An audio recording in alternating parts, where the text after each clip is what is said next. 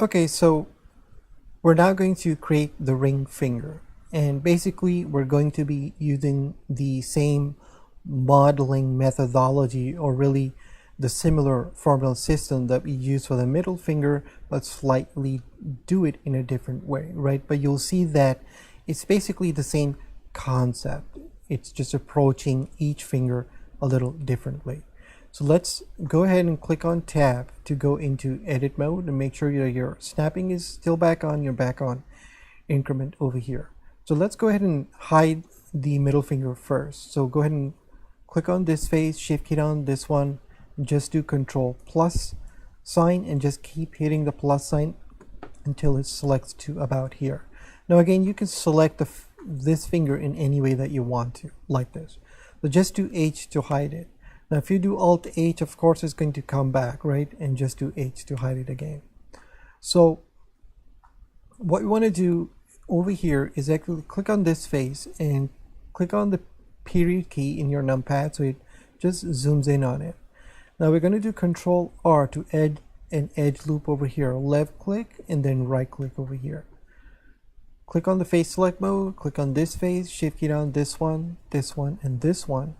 Go to your front view and we're going to bring this down 2 times, 1 and then 2 over here.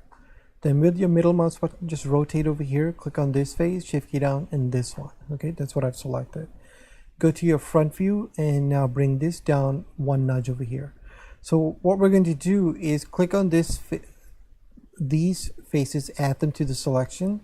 Go ahead and add these and now just do W smooth 1 and then 2. Then switch to the edge select mode, click on this edge, shift key down this one and just do W smooth. So if you go to your front view by pressing 1, you'll see that what we're doing is really just creating this very slight curvature on the top of the finger. Okay, so again, these are very micro movements that we're doing to create this very subtle surface anatomy for the finger.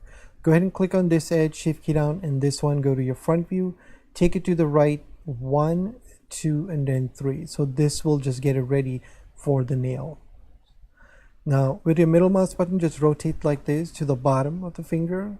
Click on the face select mode, click on this face, shift key down this one, this one, this one, this, and this. Go to your front view. Now we're going to bring this up over here. 1, 2, and then 3. Now we're going to select these. Shift key down this, this, this, this. So everything should be selected like this. Now go to your front view just to see why we're doing this, right? If I do W smooth, then we're going to smooth this 4 times. 1, 2, 3, and then 4. So this is really just giving us this very slight curve that we need for the bottom of the finger. Now we're going to click on the edge select mode, click on this edge and just rotate with your middle mouse button and get this edge over here too. Okay, go to your front view and you're just going to push it up 1 time. Remember, we're doing this in the smaller grid units. So now over here we need to add 3 edge loops. So we're going to do Control R and scroll the mouse wheel to add 3 edge loops. Left click and then right click. Then just rotate over here, click on this edge, shift it on this one. Then do W smooth 1, 2, and then 3. So now you can see as to why these 2 edge loops were needed here, right? If you do the front view with the 1 key, you can see that it gives us this curve. Okay, so we can do the same thing over here. We're just going to do Control R, left click and right click only 1 time. Then over here I'm going to add 2 edge loops. Okay, left click and right click. So meaning that this is now the 3rd one. So I'm going to click on this one, click on this one, and just do W smooth 1 and then 2. Then do Control R, add an edge loop over here, left click and right click, shift middle mouse button to pan, click on these 2 edges, go to your front view, and you're just going to bring it up 1 time like this. Okay, so you can see that the curve over here is a little exaggerated and we're going to smooth this. So I'm going to click on this and this. Now you don't want to select anything in the back, right? So you can actually rotate it like this to get over here. Just do W and then smooth and it'll just smooth this out. If you do tab, you can see we're starting to get the underneath area over here. Just do tab to go back into edit mode. Go to the front view and then A to D select everything. Let's work on this area here. Do Control R. Now scroll your mouse wheel to get 2 edge loops, left click and then right click over here. Next, click on this edge. So I'm going to do middle mouse button to show you what this is. We're just going to do W smooth 1 and then 2. Click on this edge, middle mouse button to rotate, shift key down this one. Do W smooth 1 and then 2. So right now the finger is very it's perfect, right? And what we want to do is click here and do W and then smooth. The reason we did this is because we want to create a little, just adding a little lopsidedness over here, right? Because we want this to be more organic looking. Okay, so we've gotten this in place. Let's go ahead and click on this, do W smooth, 1, 2. Go to your front view. Now we're going to bring this back by pressing the G key 2 times, 1, 2, and nudge your mouse to the left, 1, 2, and actually do it 3. And this will become the nail later on. So next we're going to fix this curve over here. Click on this one. Again, these are very tiny details over here that we're doing, okay?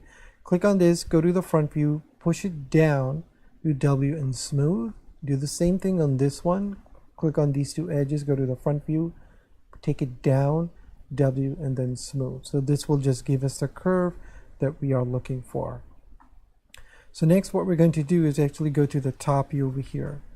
And where this is, where you had created this edge over here, we're going to skip this one and this one over here and click on this. Now do the Z key to see where you are, okay? And just bring it up one time. I'm going to do the Z to show you that that's what this is. So over here where you have this, we're going to select two edges. Click on this one and this one. Again, you can do the Z key to make your life a little easier. Just bring it up 1, 2, 3, and you're going to do W and then smooth over here. Then you're going to click on this edge. You're going to do 1, 2, W and smooth. And now we're going to go back. This is the thing we already pulled out. We're going to bring it out, do W and then smooth. Okay, and then click on these two edges and just bring it up one time. So if you do Z over here, you can see why we did this, right? If you do tab, it's giving this really nice bone structure over here and these curves, very subtle curves that we need for the middle finger. So what you're going to do, tab to go back into edit mode and then A to deselect. So we need to do basically the same concept here, just a little different. So I'm going to click on this one, do Z to make sure that you selected it. Just bring it out one time like this and do W smooth. Okay, and it's going to move it very slightly over here. So we're going to click on this one, do W smooth, and now I'm going to go back over here, bring it out 1, 2, and then W and then smooth. So you'll see that just with that very slight movement, we get this very subtle feature over here that we need. Anyways, click on this one, bring it out, do W and then smooth over here. Then rotate with your middle mouse button, click on this one, go to your right view. Now you can zoom in and on it. It's hard to see this one because it's right pointing at us, but we're just going to bring it to the left one time like this, okay?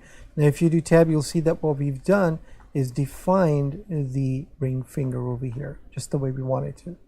So let's do the nail over here. So go to your right view, do tab over here. This is going to be very easy actually. So click on the face select mode because you've been through this process for the other fingers. So click on these four guys over here, just like this, right? That's what I'm selecting. Your right view, you're going to do E to extrude, right click to get out of it, W and then smooth. Press the Alt key down and then click on this edge loop. You're going to do W and then smooth. Go to your edge select mode, click on this edge, shift key down this one, right? These are the two edges you want. Go to your right view and press the G key 2 times. Nudge your mouse to the left, 1, 2, and then 3, and then 4. I'm just going to do 4 over here. Very slight movements. So obviously just do Control R, left click and right click, click on this edge, shift key down this one. Go to your front view over here, just pan over here. So just bring this up one time, take it to the right so the nail is already coming out. Click on this one, go to the front view, take it up. Then for the skin fold, we're going to take this, go to the front view, take it up over here. Next, we're going to just rotate like this. Click on this one, do W and then smooth. Click on this one, W and then smooth. Next, click on these vertex select mode, click on these two vertices, go to your right view and just push this down 1 and then 2 over here. Go to your top view, click on these two vertices and take it to the left one time. Now if you do tab, you'll see that we very quickly defined this nail over here. So far what we've gotten is the 3 fingers defined over here. Here's from the bottom and here's from the top. Okay, so go ahead and let's go ahead first save this. Okay, file, Remember, you can save different versions of this. I'm just going to save it back on 14 because I obviously have backups of all this stuff. I'm just going to do save over here. Okay, so let's go ahead and see how this looks first. Click on this and let's go back to the rendered mode and see where we are at. Right, we'll just let it render out a little bit. Go to the front view. Here we're going to do control 1. You see everything's looking really nice here. Now obviously we need to come in here, and we're going to come in here and look at the formulas for the palm of the hand and how these are supposed to connect.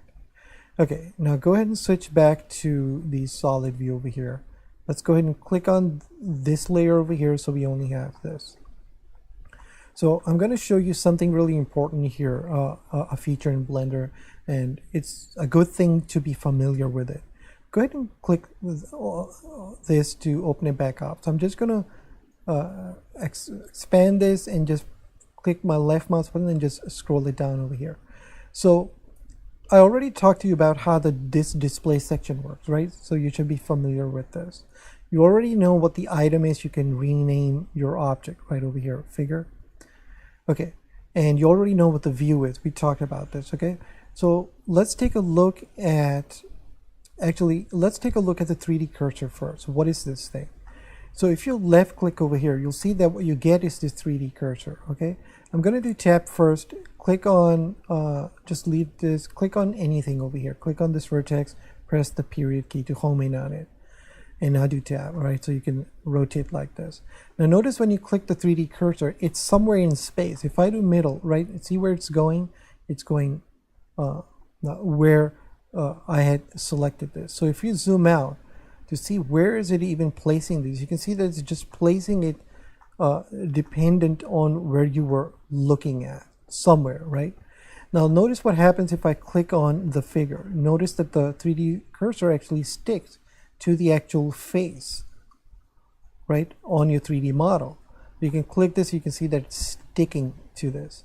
Now notice that in the 3D cursor, even after it sticks, you can actually change its position, right? So you can place it exactly where you want it.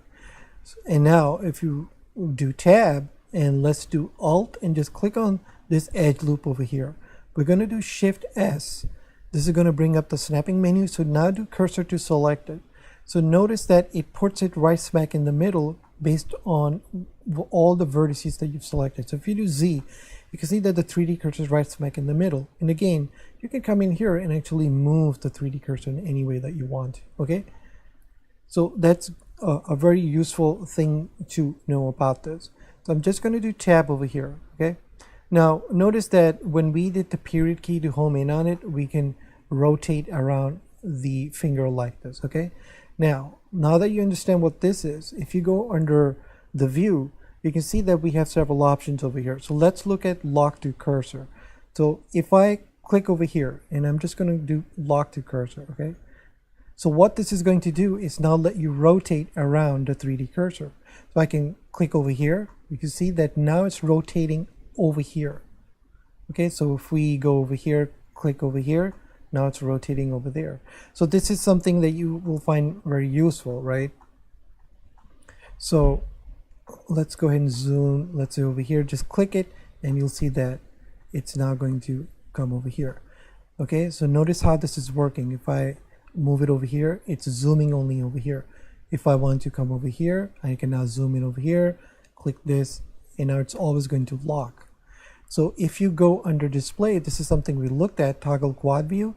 Now let's take a look at what's actually happening over here. So I'm going to dislodge this over here. Notice that I'm going to move this here, move this out over here, and now do lock. Click on this and do lock to 3D cursor. See what's happening? It's making sure that everything is aligned correctly so you can rotate around it. This is the behavior that what this thing does. Okay, so let's get out of this, toggle quad view. Okay, now the other thing you'll notice that over here you can also lock to objects. So if I click on this eyedropper and just click on the figure, what it'll do is it'll just home in on this little orange dot. This is the origin of your 3D model. So it doesn't matter where you are, it'll just rotate over here, it'll rotate over here. Okay, so that's how this feature works over here. Okay, So it's a good idea to understand how these concepts work. So now what we're going to do is I'm just going to do lock to cursor over here for a second, okay? I want you to just go ahead and click over here and come over here. Now if I do tab to go into edit mode, you can see that we've been using the hide feature to hide the fingers, okay? And we're going to do tab to go into the object mode again. So now notice that you have something called clip. And what this basically is that if you have a very complicated scene and you just want to home in on or edit basically a section over here without hiding all the vertices, meaning that clicking on tab, finding all the vertices and hiding them, and if you do tab, everything comes back, right? So it can get a little confusing. So if you click on this and just remember this, the value is 1,000. That's why we save the file so we can come back. You don't have to remember this. I'm just going to do 1 over here, okay? Now look what happens when I start to take it away. See this? It's basically, it's like a sphere over here and you're only seeing the object within here. And this will allow you to basically zoom in on what you're working on rather than taking the time to hide every vertex. So if I do tab to go into edit mode and do alt H, everything will come back over here, right? Now notice that the line for the edit lines are get a little lighter, right? So if you take it to the right, they get a little more darker. So this is one way you can do this, okay? You can just, and again, you can press, you can see that if I do the mouse wheel, it goes pretty fast. And if you do the shift key, you can do it very slowly over here. So this is the way to work on your object over here. So you'll see that there's also something called start clip. Now this only works in perspective mode. Now the thing to understand about this, so what I'm going to do is actually bring this down to around 1.3, okay? Now do the 5 key to go into your perspective mode. Now this is the clipping from on the front of the camera, right? I'm going to take it over here. Now notice how this works. This is actually clipping this from the front, okay? This can get a little confusing, but the way this works is that over here, this value, I'm going to make it to around 2 over here, okay? Now notice that if you do escape that one, do tab, we're going to take it over here. Now notice that this is the clipping, okay? Now notice what happens if I do this. It becomes kind of like a mirror image and it gets very confusing as to what in the world is going on. The reason is that it's flipping, right? This now becomes a negative value. So if you want to make this work, you have to make this go above this one. See this? Now you can see it over here. So this value has to be higher than this. Basically, that's what I'm showing you over here, right? This is how the front is over here. So let's do lock over here. We're going to just bring this out, okay? So just be aware of how these concepts, again, you should experiment with this to understand what I just showed you. It has to do with how this flipping works. If I go below the 3, it will become negative, okay? And it'll start to show the mirror image. Anyways, that's what I wanted to show you over here. So I'm just going to load that file back up where we were over here, okay? So I will see you in the next lesson. Thank you.